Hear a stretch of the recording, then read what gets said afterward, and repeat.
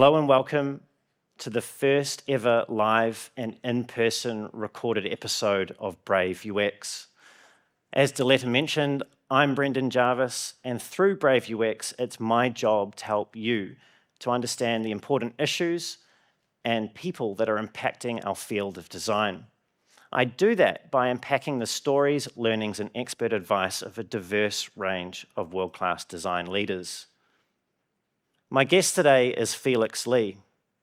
Felix is the co-founder and CEO of ADP List, a global platform for expert tech and design mentoring that features over 27,000 mentors from over 150 countries, and also makes possible over 100 million mentorship minutes each year. And I've got to tell you, it's been quite the ride for Felix since founding ADP List just 3 short years ago. He's raised $1.3 million of capital. He's amassed over 120,000 followers on LinkedIn. He's launched the world's first and largest 24-hour design super conference.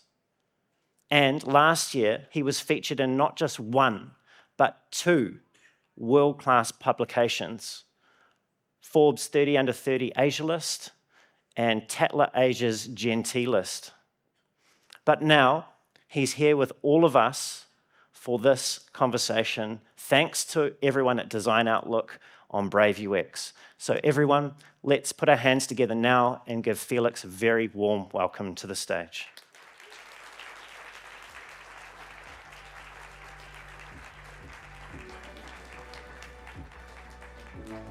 Thank you so much, Brendan. Good to see Thank you, you. man. Good to see you. Please have a seat. Oh, thank you, Mike. Thanks, mate. Can I get some water? Thanks, man.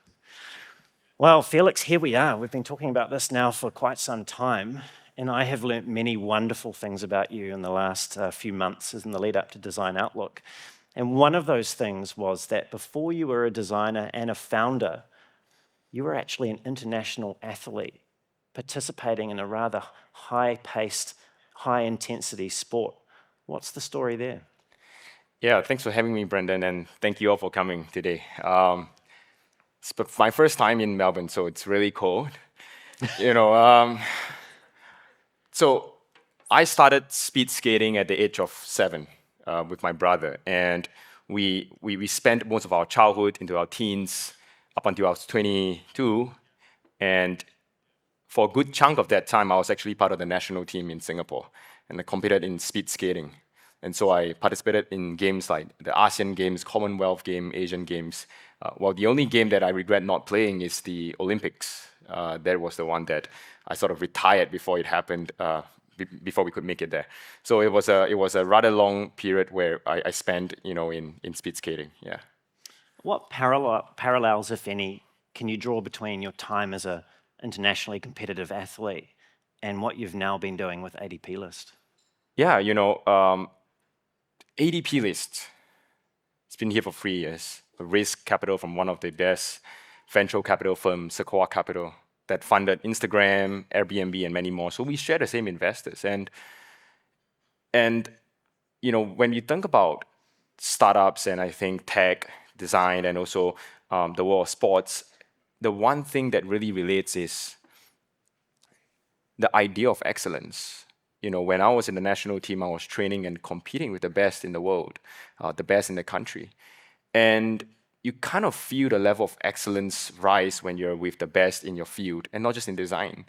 And the hard work that it takes to win, one of my mutual friend is the Olympic gold medalist in Singapore. And he won Michael Phelps, right? And so you kind of see and witness the level of greatness and the level of perseverance and hard work that is put into that. And that is why I think that is transferable. Because when you have tasted that level of excellence, when you have been there and been around greatness, you know how it looks like, you know how it feels like. It's almost like, you learn a design theory, you wouldn't know how to apply it 100% correctly unless you have been a part of the process. And so I think being part of the group of people who are really good at what they do, I think that has increased the level of standards that I expect out of myself.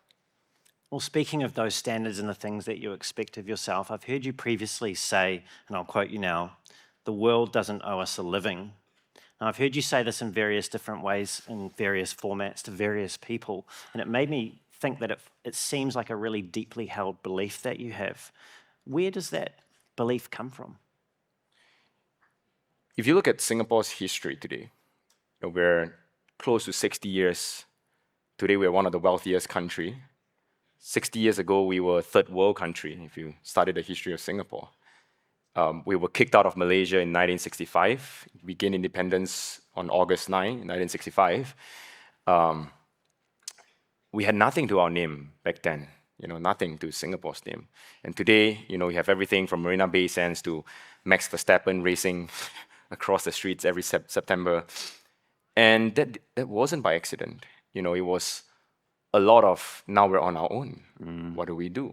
Do we borrow money from neighbors? Do we put systems in place? And I think one of the most profound thing about Singapore's history is that it's a reminder that you kind of have to start everything from yourself.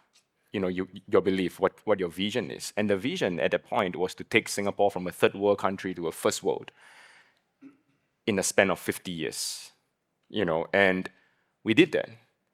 And a lot of people ask me, why do I spend more time in Singapore versus in San Francisco, where I spend a few months there every year?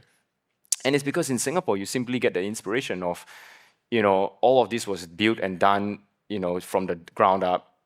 Hence, get your hands dirty. And I think it's a reminder that, you have to put yourself in a situation no one is coming to save you. When you're kicked out of the country or when you're fired from a company, you could be sad for a few days, but you have to pick yourself up. And I think that to me is a reality, that we live in.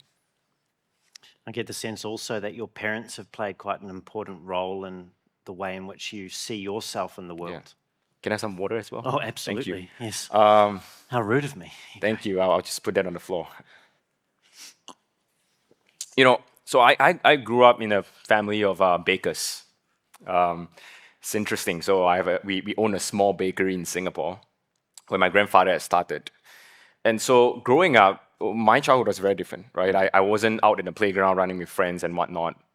But I was in a bakery. We had a 2-story, it was like a shop house, and the house was on the second level.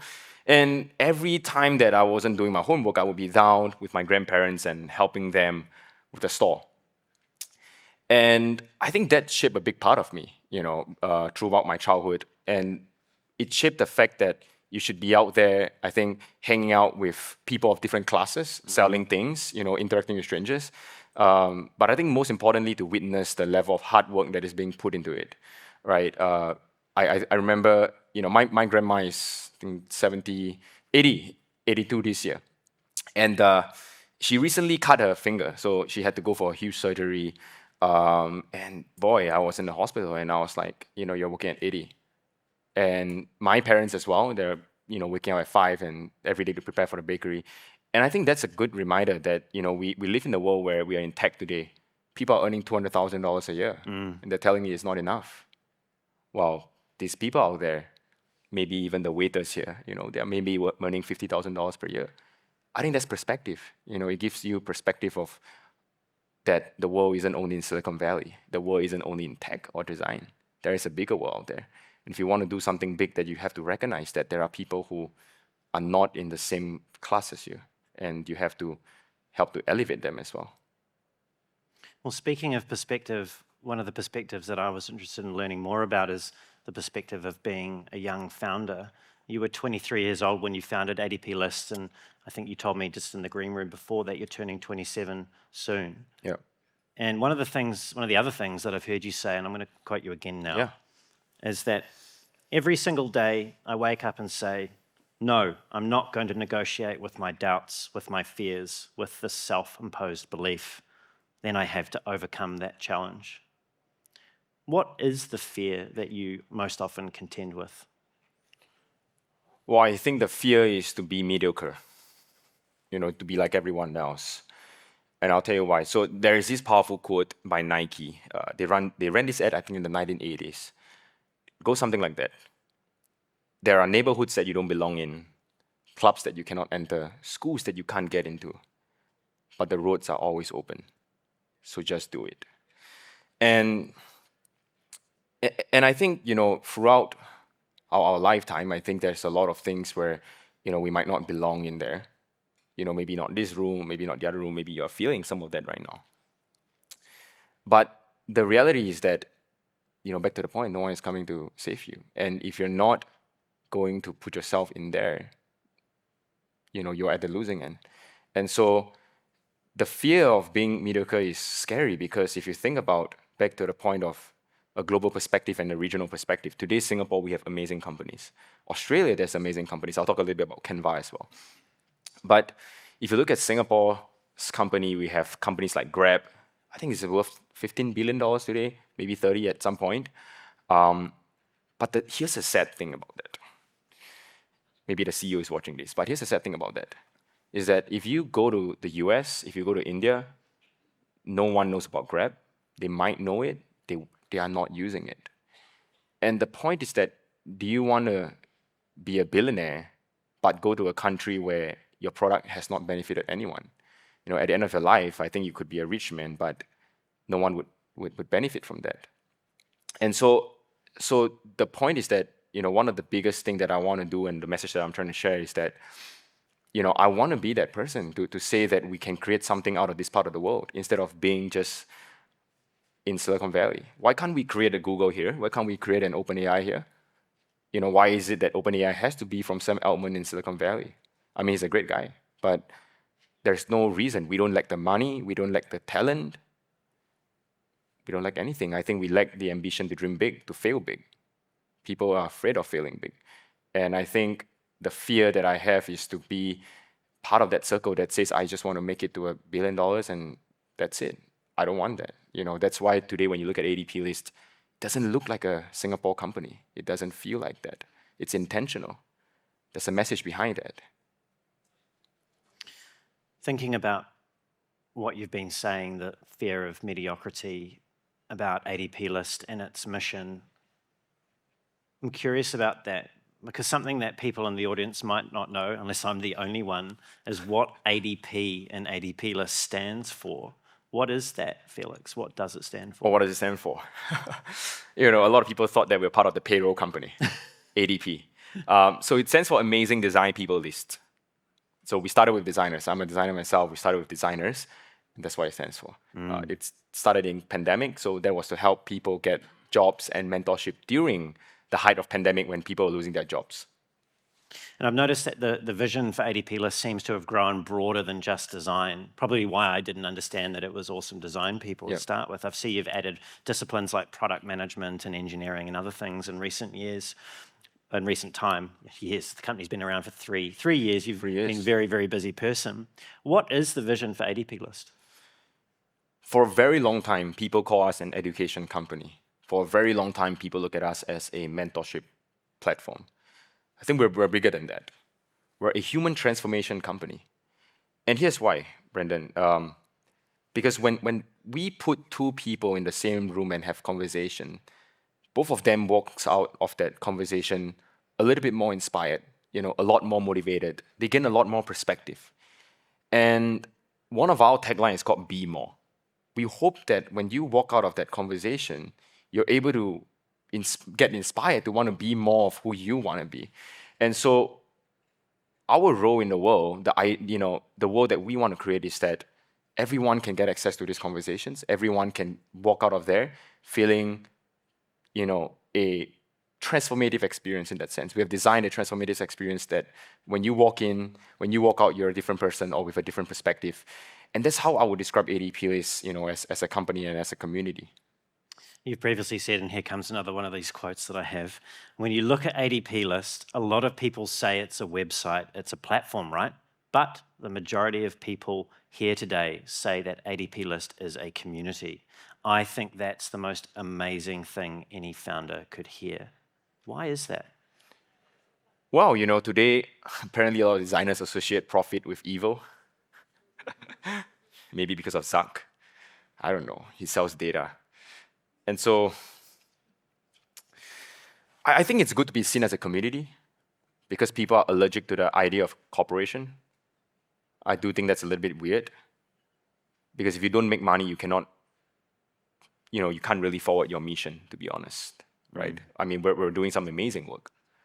But if we don't make money, if we don't expand, if we don't fundraise and everything like that, whatever that we're doing is just going to be whatever that we're doing. It's not going to get, into a bigger scale.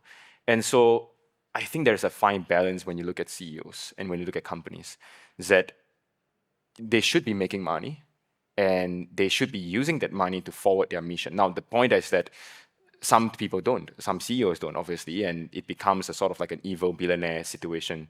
But that's not how it is. That's not how we want to be. So I rather we be called a community than a company, just because for the sake of perception. And I'll end off by saying that there's this quote by Walt Disney that I really love. It's called that he says something that really inspired me, was that I don't make money to make movies. I make money so that I can make more movies. And the essence of that quote is that money is here to fuel your mission for the world. And I think that it's a means to an end. And I think that's always a powerful message.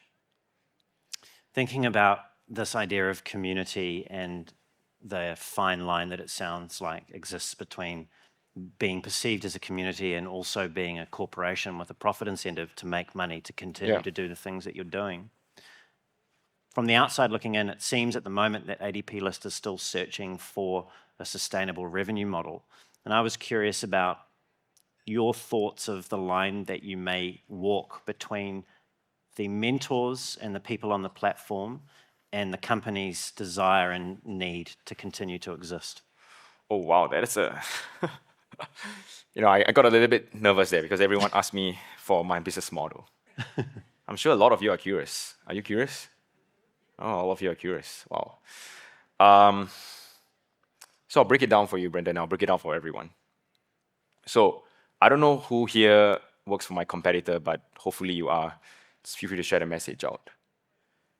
Paid mentorship just doesn't make sense. It wouldn't make us a big company either way.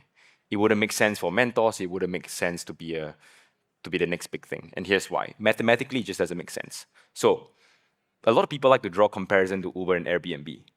It's like mentorship. You're a mentor. You charge like an Uber driver. But let's just put in this perspective. Uber is a high-frequency product. People use it on a weekly, if not daily basis. So even though the ticket item for a Uber ride, it's pretty low margin. Uber takes about $5 per ride. But the frequency makes up for that. So it's a good business. Now you look at Airbnb. It's a low-frequency business, not like Uber. It's a low-frequency business. And you only use it 2 to 3 times per year. But every time you use it, you spend hundreds of dollars per night, and it adds up to thousands of dollars per year. So the Airbnb makes quite a bit of money from every individual who spends out there. Now let's look at mentorship. I think here's the ugly truth that a lot of founders that do this do not want to see that, or they just, there's no first principles thinking in that, which is mentorship is not a frequent use case. I know a lot of you in this room, based on data, by the way, come once to a mentor, solve their problems, and they don't come back ever. They come back maybe end of year, 6 months later. That's one problem, right? So low frequency. Unpredictable frequency as well. The second thing is that it's a low ticket item. So if someone charges you $1,000, you would think 3 times to even pay that person. Now, if they charge you $100, it makes sense, you pay for it. But the profit margin as a company is really low. I take $10. And because it's so low, plus a low frequency, I make about $20 or $60 positively from you per year. Now, $60 per user, that is a pretty good revenue, to be honest. But let's put one last piece to that, which is that not everyone is motivated enough to get a coach or a mentor. You look at your siblings, look at the people around us, look at your friends who are not in this industry. They are not motivated to get a mentor or coach. So you are serving a very, very small market, small frequency, and small ticket size. I could make $50 million off that today, but it would never make me a company that's able to compete the likes of LinkedIn. Would I want that? No. I don't want my legacy to be a $50 million, $100 million guy. I'd rather compete with the likes of Google and LinkedIn. We die by the sword there. It's a high risk that we're doing this. It's an extremely high risk that we're doing this. But back to the point. That is the legacy that we want. That is the dream that we're chasing after. Now, if you want to ask about the business model, it's simple. As the network grows, it's like a social network. We get more users because it's free, get more mentors and whatever mentees, members we call it. It's easy. It's recruiting and hiring. As your network gets bigger, as mentors meet more people, they verify more people on the platform. Recruiters are willing to pay for that. We're able to provide opportunities for people, and recruiters pay for that. And recruiting is an expensive business. It's a high-frequency business. That is a billion-dollar opportunity, multi-billion-dollar opportunity. Why not take that? Why do I settle for $100 per session? I'd rather give it to everyone for free. So you're going all in, it sounds like. I'm going all in. I might not be here in the next 2 years, but I'm going all in. But if I do make it, then I think it's going to be a hell of a story to tell. Speaking of that story, one of the things that informs, I think, the narrative of any company, or certainly of us as people, is the mission that we see ourselves on. And one of the things, Felix, that you've said about the mission that ADP List is on is that it's to democratise mentorship for all. Mm-hmm. I just was thinking about what you said earlier on in the conversation about being a kid working in the bakery, mixing with all different types of people from all different walks of life. Why is aside from perhaps the hard-nosed commercial side of you, right? But why is it that this idea of democratizing mentorship for all is something that you're willing to literally bet the farm on and go all in to achieve? Yeah. So there's a few parts of my life that I don't share on LinkedIn. I worked at Gap, the clothing brand Gap, as a retailer when I was a kid. It's my part-time job. I work as one of the waiters in conferences like that. I was serving food outside. I was a computer administrative. So I grew up in a pretty humble family, and I was helping my dad run some of the stuff. So no job is, in a sense, beneath what I can do today. And the idea of that is because I wasn't born with a silver spoon. I wasn't born with these networks. I had to fight for it. I took a 30-day trip to San Francisco when I was 20 just to learn from strangers. And a lot of them were willing to open up their doors for me and share. And so not everyone have the courage to do that. Not everyone has access to do that. And I think because I've done that, I find a value in it. I just think that more people will find a value in that as well. I believe in that.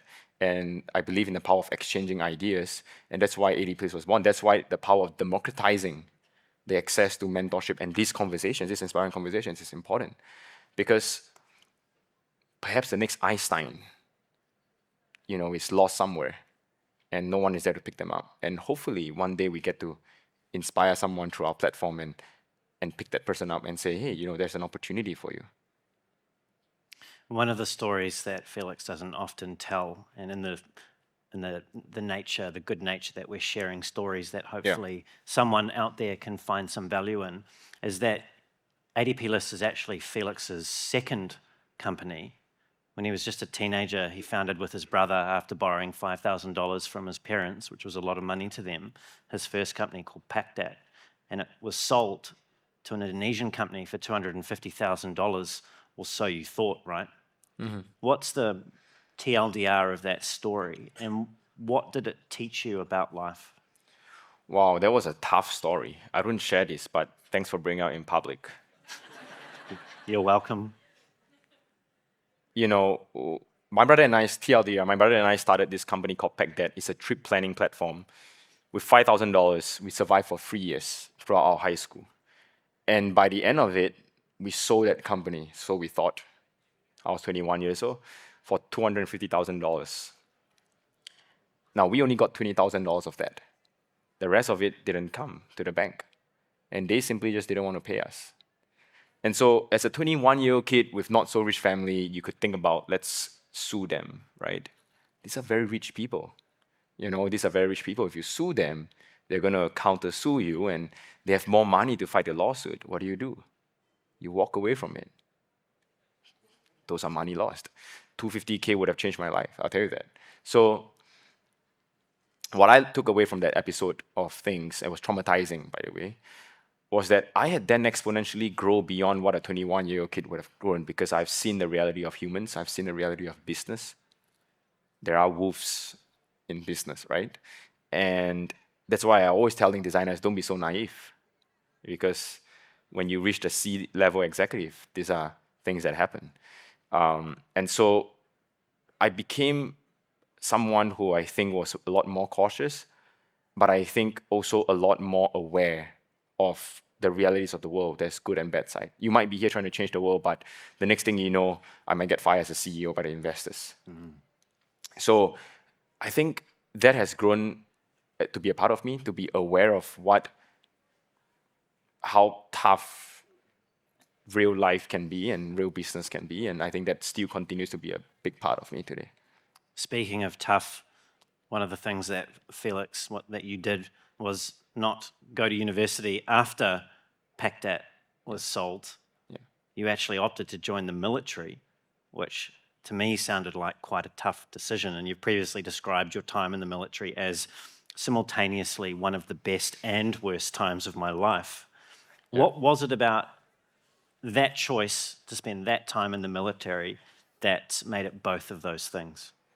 Well, I think, not everyone knows that I go to military. I think everyone must be thinking like, oh my God, this guy does everything.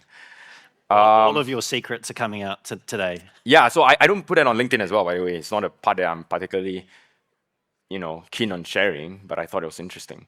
So every boy and man in Singapore, at some point, they have to opt in and say that they need to go to the military. So it's compulsory in a sense.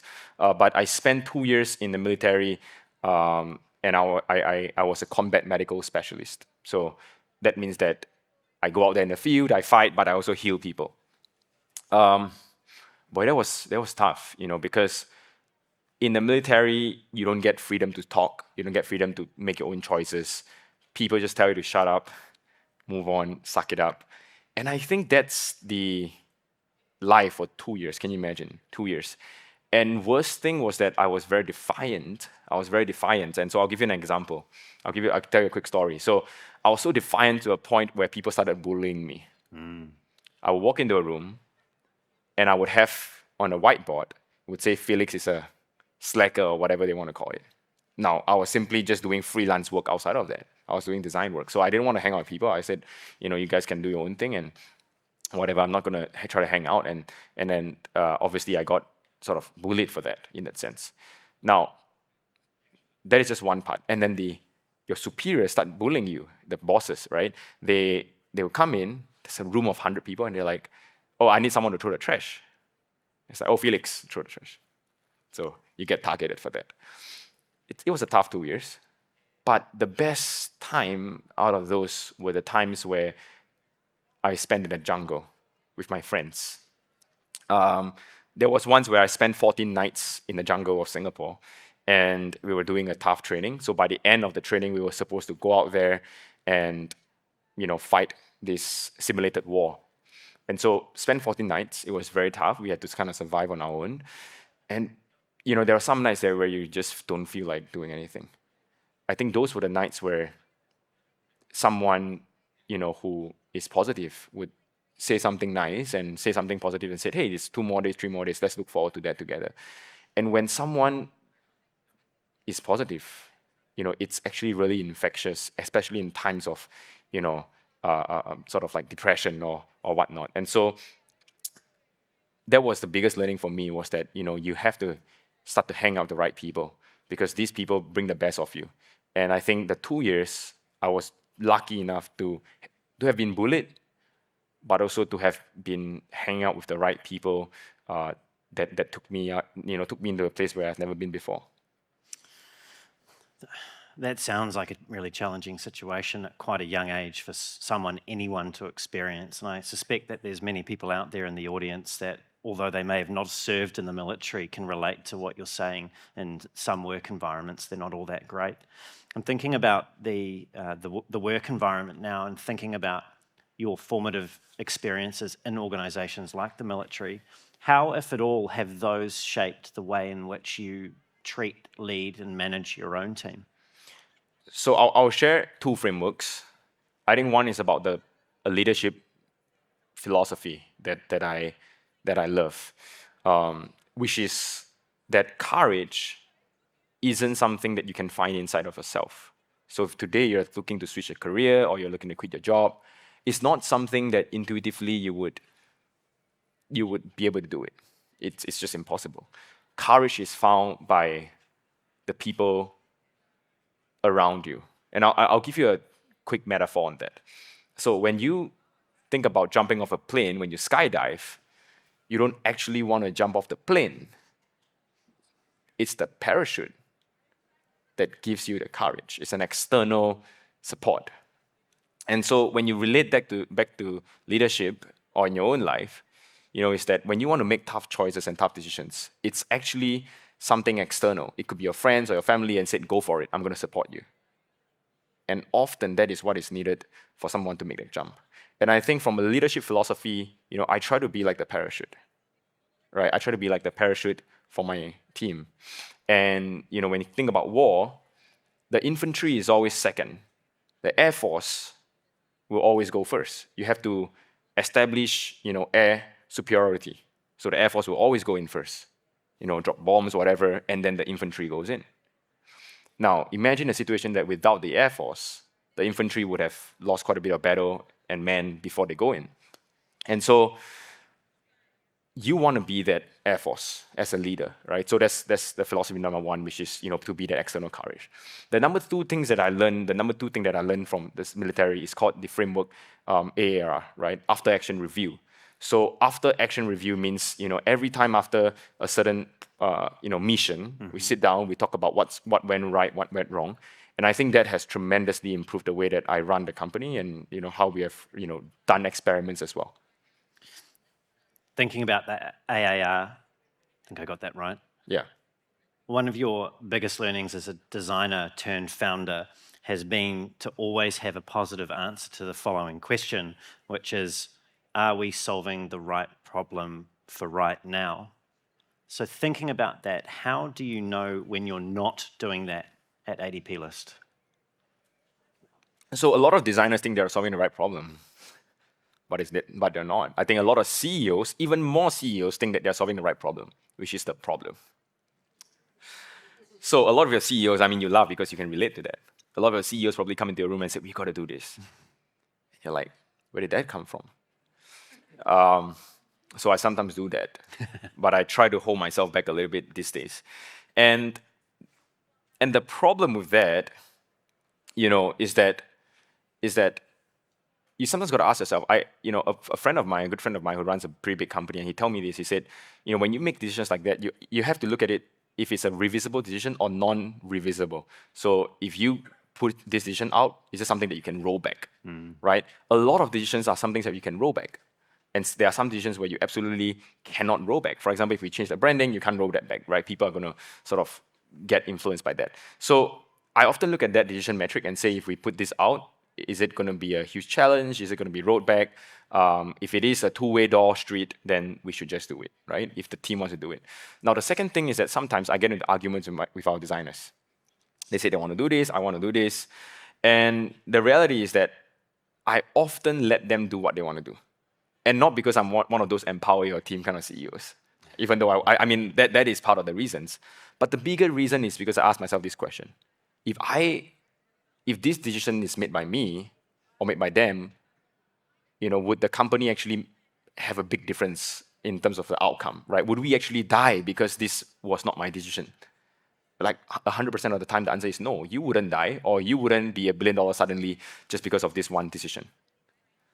So I have learned to disagree and just commit to them.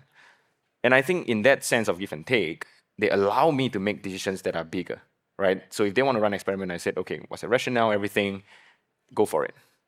Because the company doesn't depend on that to survive or to die. So just go for it. But there are some decisions where you have to just take the lead on that. How much of a struggle is it for you to kill your own darlings? Oh, that was big, like a big struggle. Everyone can feel it as a designer, right? To be able to say that you want to let someone else's experiment go first before yours. It's a big struggle, but you learn to grow with it. You learn to just say, screw it, like just do it, right? And I think we have run like thousands of experiments, and I think I have run my fair share, and I've been proven wrong a lot of times. So these days I've learned to be much more humble with that. You've also got another, I don't know if what you'd call this, a saying that you often use, and I imagine you use this internally as well, correct me if I'm wrong, but it's this distinction you've drawn between designers needing to be clear, not clever. What does that mean in practical terms? Yeah, so if you look at in practice, a lot of designers or even product managers, I think they try to be very clever with things like AI, with things like, latest design trends and whatnot. But what you end up is a product that is very clever, but no one knows what you're doing. No one knows exactly what's going on. And I think that even comes down to copy, right? Some people would say like, oh, this is the, world best cereal, right? World's planet's best cereal or something like that. It's clever. It's eye-catching. But if you kind of frame it differently, it's that this cereal makes you healthier, or this is like a, vegan cereal that is, boosts your immunity, whatever. I mean, it's clear what people are getting out of it. And as a designer, you always have to be clear of what your intentions are, rather than try to be clever around what's going on. Now, I'll end off with this. There's a lot of designers who look at AI and says, I should implement AI. Now, that's the irony, because the thing is that a lot of things that you're doing likely wouldn't need AI, but you're doing that because maybe your boss says so, maybe because the design, AI seems to be a trend right now. But the problem is that your onboarding is not even fixed yet. There's still a broken UX there, and you're jumping into AI. AI is not going to solve that. It might solve some of it, but it's not all of it. So to understand the problem and be clear about it, I think that's the most important thing. I think a lot of people just jump around with trends and everything else, which is obviously scary. Drawing a line now between clarity and uncertainty, and also thinking about people's tummies, because it's coming up afternoon tea. This is my final question for you. There's a lot of uncertainty out there in the design community at the moment, in the world probably at large. And I imagine in what you do as a tech founder, there's quite a bit of uncertainty. I mean, if you knew exactly what the future was going to be for ADP lists, you would have already done it, made it to those goals, and we probably wouldn't be chatting on the stage right now. In those times, when you're in the leadership seat and things are really uncertain, when things are getting tough, you've got a runway when you're running a company, and you're not 100% sure what's going to happen off the back of a consequential decision, what do you say to yourself? It's a tough question, I think when you're uncertain, it goes back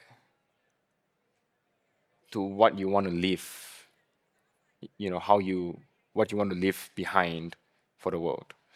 And this is an interesting story, because I just went off to an offsite with our team, and I told them that, hey, we're taking this risky business model. Obviously, you guys all know about it, but the chances of failure is extremely high. And to my surprise, all of them said, yeah, let's do that. I'd rather fail this than to settle for being like one of the competitors. And like back to the point of, just to wrap it all up, which is, courage is external. When it's uncertain, you cannot find that courage in yourself sometimes. And it is words like that from team, from your family, from your friends that gets you through it. And I will say this, which is that people ask me about burnout. This is interesting, because I don't understand the concept of burnout. I'm a workaholic, and I'm not afraid to admit that. And some people said, don't you burn out? I said, no. The days that you don't feel like working are the days that you should work, because those are the days where you push above your limit. I'm not asking you to go 100% of the day. You could be 1%, but I just need you to show up. By the way, I don't push my team like that. So if you're burnt out, you're burnt out. I could feel the room drop a few degrees. So I don't push my team like that, but I push myself like that. That's the mindset of an athlete. That's the mindset of greatness. And if I were to leave anything with anyone here, which is, when you're feeling uncertain, obviously your courage is external, but hang out with people who are great at what they do, not just in design. I think that is the problem with a lot of folks today, which is like, I just hang out with people who are great at what they do and what I do. but hang out with people who are like just completely not in your field, but they are good at what they do. You know, for example, an athlete, a makeup artist, a dancer, singer, whatever. I have friends from all over these places who are the best at what they do. And you get a sense of that greatness, that sacrifice, that hard work, that the tears and the joys. You want to be part of that all. You want to witness that. Well, Felix, it's been great sharing this couch with you today, and I'm sure everyone in the audience has picked up a little bit of that greatness from our conversation today. Thank you for so generously sharing your stories and insights with me, and also all of the curious, wonderful designers that are in the audience. Thank you so much, Brandon. Really appreciate it. Thank you. Thank you all. Thank you so much.